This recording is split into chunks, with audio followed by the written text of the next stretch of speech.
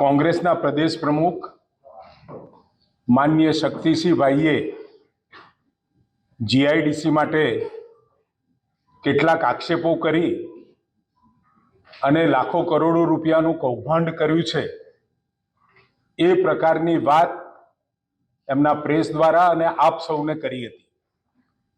હકીકતની અંદર છેલ્લા 29 વર્ષથી ભાજપની ભરોસાની સરકાર અને હજુ પણ ભાજપ ઉપર લોકોનો 29 વર્ષથી ભરોસો અકબંધ છે અને કદાચ વખતો વખતની ચૂંટણીઓમાં પણ ઇલેક્શનમાં પણ સતત ભારતીય જનતા પાર્ટીના વોટ શેરમાં સતત વધારો થતો રહ્યો છે. હમણાં જ ગયેલી લોકસભાની ચૂંટણી અને સાથે પેટા ચૂંટણીઓમાં પણ ભૂતકાળમાં ન મળ્યા હોય એટલા મતો સાથે પેટા ચૂંટણીઓ પણ જીત્યા અને સાથે જે વોટ શેર અગાઉ હતો એના કરતાં પણ એ વોટ શેરમાં વધારો થયો છે. એટલે ગુજરાતની અંદર સતત સત્તા વિહોણી રહેલી કોંગ્રેસ ભૂતકાળમાં પણ આક્ષેપો કર્યા હતા, ક્યારેય સાબિત નથી કરી શકી. કોંગ્રેસ રઘવાઈ થઈ છે અને રઘવાઈ થઈ અને હકીકત અને તથ્યોના ઊંડાણમાં ગયા વગર કેવળ ને કેવળ આક્ષેપો કરી અને ભારતીય જનતા પાર્ટીના વિકાસના રાહમાં ક્યાંક ને ક્યાંક રોડા અને અડચણ નાખી રહી છે. ગુજરાતનો ઔદ્યોગિક વિકાસ થઈ રહ્યો છે અને ગુજરાતના ઔદ્યોગિક વિકાસમાં પણ સતત ક્યાંક ને ક્યાંક પ્રશ્નો ઉઠાવી, ક્યાંક પ્રશ્નાર્થ ચિહ્નો ઉપાડી અને સતત ગુજરાતની પ્રજા, ગુજરાતનો વિકાસ અને ગુજરાતના ઔદ્યોગિક વિકાસ માટે ભારતીય જનતા પાર્ટી આગળ વધતી જેમ જાય છે એમને એમ એમના પેટમાં ક્યાંક ને ક્યાંક દુખતું હોય કે ભારતીય જનતા પાર્ટીને કેવી રીતે પ્રજાથી વિમુખ કરવી એના માટેના સતત એ આક્ષેપો કરતા રહે છે. જીઆઈડીસી અને ઔદ્યોગિક ગૃહો અને ઉદ્યોગો માટે જમીન ફાળવવાની નીતિ 1962 થી એટલે કે એમની જ જ્યારે સરકાર હતી ત્યારથી અમલમાં આવેલી છે. 1962 થી જે નીતિ એમને મૂકી હતી ઔદ્યોગિક ગૃહોને જમીન માટે જીઆઈડીસી આપવા માટે, એ વખતે ક્યારે પણ ભૂતકાળ તમે જોઈ લેજો, ક્યારે પણ એમને જમીનની હરાજી અથવા તો હરાજીથી પ્લોટો આપ્યા નથી. જે એમના લાગતા વળગતા મળતિયાઓ હતા એમને જે પ્લોટોની ફાળવણી થઈ હતી, પરંતુ સરકારશ્રીના ધ્યાને આવતા પહેલી વખતે 2006ની અંદર ઔદ્યોગિક નીતિ અંતર્ગત જીઆઈડીસીમાં પણ લગભગ 239 જેટલી આ જીઆઈડીસીના એકમો રાજ્યમાં સ્થપાયેલા છે. એમાંથી 161 જેટલા સેચ્યુરેટેડ એટલે કે 90% કરતાં પણ વધારે ઉદ્યોગો જ્યાં સ્થપાઈ ચૂક્યા હોય અને જીઆઈડીસી એક નોન પ્રોફિટ મેકિંગ આ સંસ્થા છે. આમાં પ્રોફિટને અવકાશ નથી, પરંતુ ઉદ્યોગો અહીંયા આવે, રોજગાર પેદા થાય, રાજસ્વ પેદા થાય અને રાજ્યના વિકાસમાં એ પોતાનો ફાળો આપી શકે. એના માટેની નીતિ 2006 થી વધુમાં વધુ પારદર્શી રીતે બને એના માટે રાજ્ય સરકારે ઔદ્યોગિક નીતિ અંતર્ગત જીઆઈડીસીમાં પણ કેટલાક ફેરફાર કરી અને 90% કરતાં વધારે પ્લોટોનું વેચાણ થાય તો એને સેચ્યુરેટેડ એટલે કે સંતૃપ્ત જીઆઈડીસી તરીકેનો દરજ્જો આપ્યો છે.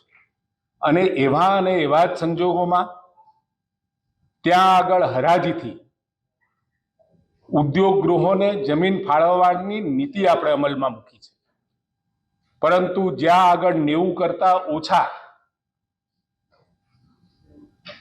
ઉદ્યોગો અથવા તો પ્લોટોની વહેંચણી થઈ હોય એવી જગ્યાએ અનસેચ્યુરેટેડ ગણી અને અરજીઓ મંગાવવામાં આવે છે અને એ અરજીઓમાં નીતિ પણ નક્કી કરી છે. એ અરજી માટેની સ્ક્રુટિનિટી કમિટી પણ બનાવવામાં આવી છે અને સ્ક્રુટિનિટી કમિટી આ ઉદ્યોગ ગૃહ એના ઇન્ટેન્શનની સાથે સાથે નાણાકીય માળખાકીય સક્ષમ છે કે કેમ એની ચકાસણી કર્યા પછી એના ઉદ્યોગને આનુષંગિક જેટલી જમીનની જરૂર હોય એટલી જ જમીન ફાળવવાની નીતિ એ જીઆઈડીસી દ્વારા નિર્ધારિત કરવામાં આવી છે અને એ જ પ્રમાણે આજે પણ એ વાત ચાલી રહી છે. જ્યારે સેચ્યુરેટેડ ઝોનની જે પહેલી મિટિંગ 518મી મિટિંગમાં જે નક્કી થયું એમાં મિક્સ ઝોન હતા, સાયખા અને દહેજ, અને સાયખા અને દહેજમાં કેમિકલ અને એન્જિનિયરિંગ એમ બંને વિભાગો એમ બંને ઉદ્યોગગૃહો માટેની ત્યાં આગળ અવકાશ હતો. પરંતુ ત્યાં આગળ કેમિકલ ઉદ્યોગ અને એના પ્લોટો વધારે 90% કરતાં વધારે અપાઈ ગયા હતા અને એના કારણે એ વખતે એને સેચ્યુરેટ જાહેર કરી. પરંતુ કેટલાક ઉદ્યોગ ગૃહો અને ઉદ્યોગ મંડળો દ્વારા આ બાબતની રજૂઆત થઈ કે આપણી જે ઔદ્યોગિક નીતિ છે એ નીતિની અંદર સમગ્ર વસાહતમાં 90% કરતાં વધારે પ્લોટોનું વેચાણ થયું હોય, ઉદ્યોગો ચાલુ થયા હોય તો જ આ નીતિ અમલમાં આવી શકે. એના કારણે 519મી જે આપણી જીઆઈડીસીની કમિટીની મિટિંગ મળી એમાં ફરીથી આપણે નિર્ણય લીધો કે આ ઉદ્યોગ ગૃહોની માગણી અને લાગણી યોગ્ય છે અને એના કારણે गुजरात की जनता ने कंटिन्यूसली 29 ईयर से भाजपा पे भरोसा रखा है और ये सरकार, भरोसे की सरकार भाजपा की यहाँ चल रही है. कभी भी प्रजा के भरोसा का कभी भी ब्रीच नहीं किया है और कांग्रेस अब बहुत 29 सालों से यहाँ पर जितने कार्यकर्ता हैं सब बिना सत्ता के रह नहीं सकते और यहाँ गुजरात का अगर विकास होता है, गुजरात का इंडस्ट्रियल डेवलपमेंट होता है या पानी की कोई सुविधाएं भी खड़ी होती है. आपने पास्ट में भी देखा है कि नर्मदा डैम का काम पूरा करने के लिए बहुत सारी दिक्कतों का सामना आदरणीय प्रधानमंत्री मोदी साहब को जब यहाँ मुख्यमंत्री थे तो सामना करना पड़ा था. बहुत सारे रीजंस दे के ये नहीं हो सकता, वो नहीं हो सकता, अभी ये नहीं हो सकता. पूरा डेलीगेशन कांग्रेस का वहां जाके बोलता था कि भैया ये मत करना नहीं तो नरेंद्र मोदी साहब ये पूरा क्रेडिट ले जाएंगे. जैसे ही बड़ा प्रधान बनने के बाद 17 दिनों में ये निर्णय होता है और गेट बंद भी होता है. पूरी गुजरात की जनता इस बाबत से अवगत भी है. यहाँ पर 29 सालों में शासन में प्रजा ने उनको नहीं बिठाया. इसकी वजह से प्रजा को गुमराह करने के लिए बारंबार ये कोशिश कर रहे हैं.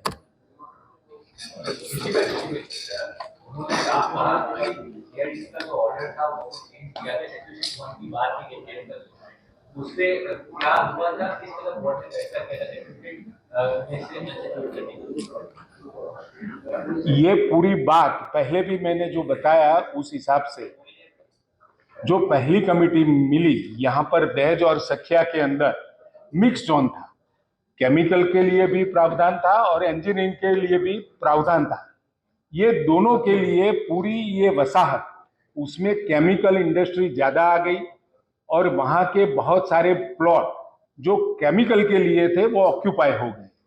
तो सवाल इंटरप्रिटेशन का ही था कि ये 90% से ज़्यादा केमिकल जोन के अंदर जो प्लॉट ऑक्यूपाई हुए हैं तो उसके लिए वो सेचुरेट जाहिर किया गया. लेकिन बहुत सारे लोगों ने, वहाँ के उद्योगकर्ताओं ने, इंडस्ट्रियलिस्ट ने और वहाँ के जो एसोसिएशन है सबने यहाँ रजूआत की कि ये पूरी जो पॉलिसी जीआईडीसी की है ये मिस इंटरप्रेट हो रही है. ये पूरी पॉलिसी पूरी वसाहत को लागू होती है और पूरी वसाहत के अंदर अभी भी 90% से कम प्लॉटों का अलॉटमेंट नहीं हुआ है, सेचुरेट नहीं हुई है.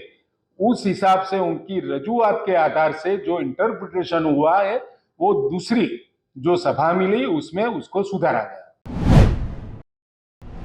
Are we not that much sensitive enough? હું તમને એ ફરીથી કહું છું, આ ત્રીજી વખત કહું છું કે interpretation was a challenge.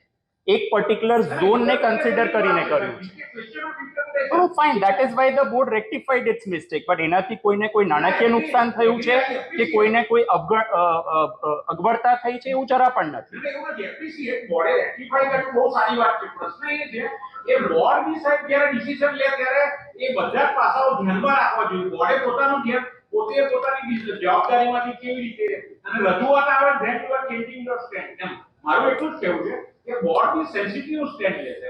Agree. ઋષિકેશભાઈ, આપણે કહ્યું કે ભૂતકાળમાં કોંગ્રેસની સરકારે આની પ્લોટોની ફાળવણી કરેલી, તો હવે એના માટે જે તે અધિકારીઓ જવાબદાર છે એની કોઈ કમિટી બનાવવાને કરી કોણે ખોટા પ્લોટો ત્યારે ફાળવી દીધા છે. ભૂતકાળમાં કોંગ્રેસના સમયમાં જે પણ કંઈ કામ થયું અને પ્લોટોની ફાળવણી થઈ એમાં એટલે કોંગ્રેસમાં એટલે એ વખતે જે પ્લોટોની ફાળવણી થઈ એટલે ભૂતકાળનો વિષય છે.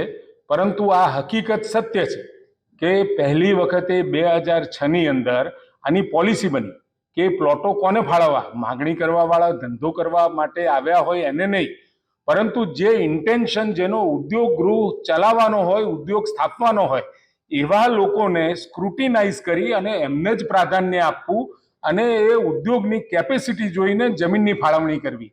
કોઈએ વધારે માગી હોય તો વધારે આપી દેવી એવું નહીં, પરંતુ પર્ટિક્યુલર ઉદ્યોગ માટે જમીનની જરૂરિયાત મુજબની જ જમીનો આપણે આપી છે. આમાં તો આંતરસાહિત્ય જવાબદાર ગણાય ને.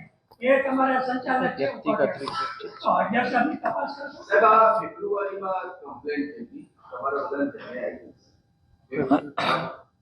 એ લેટર ફેબ્રુઆરીનો પ્રાઇમ મિનિસ્ટર અને સીએમ નો મિટિંગ કરાયું. ફેબ્રુઆરી ક્યારનું? ફેબ્રુઆરી ફેબ્રુઆરી 24 ઇલેક્શન થાય એટલે તમારા ધ્યાને છે જ નહીં. ના.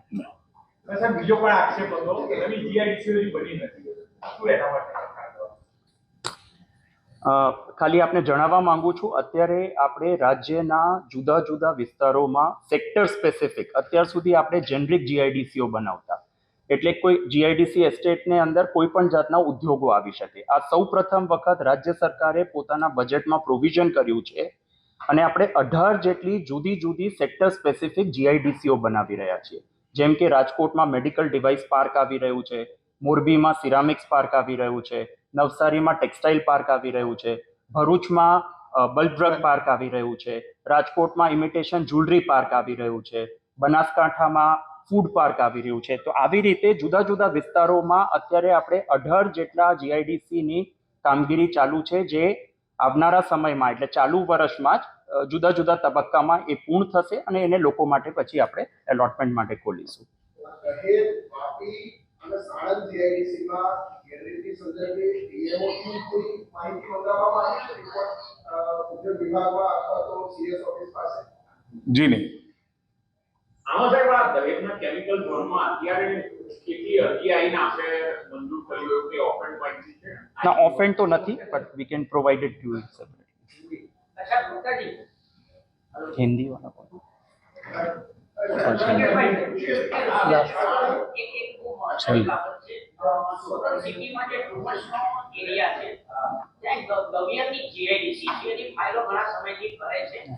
સંપાદન કર્યા પછી કોઈ ડેવલપમેન્ટ કરી શક્યા નથી. I think એ વિષયથી આપણે એને ફરક કરેલા છે. હવે એને ફરતી બાજુમાં બધી જ બાજુ રેસિડેન્ટલ અને કોમર્શિયલ ડેવલપમેન્ટ પૂરું થઈ ગયું.